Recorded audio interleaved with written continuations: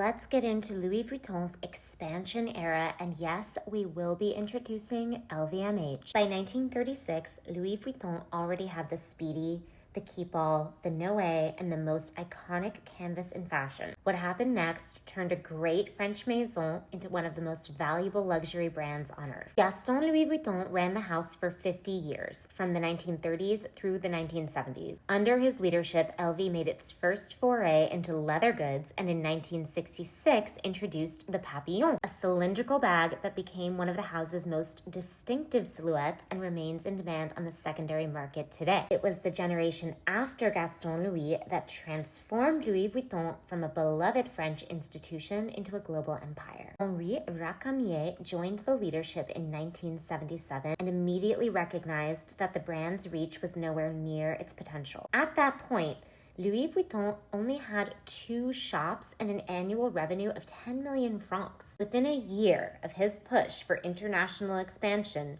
revenue hit 70 million francs. In 1978, LV opened its first stores in Japan. The response was immediate and extraordinary. By 1981, a directly operated flagship opened in Tokyo's Ginza district. Fancy. Japan became one of the brand's most important markets, a pattern that would replicate itself across Asia over the following decade. Then, in 1984, the company went public. And in 1987, Louis Vuitton merged with Moet and Chandon and Hennessy to create LVMH, the luxury conglomerate that would go on to own Dior, Givenchy, Fendi, Bulgari, and dozens of other houses. Louis Vuitton was the cornerstone asset and still is. Before we get into the collaborations and the creative directors, let's talk a little bit about the materials, because this is what drives resale value. In 1985, LV introduced AP leather.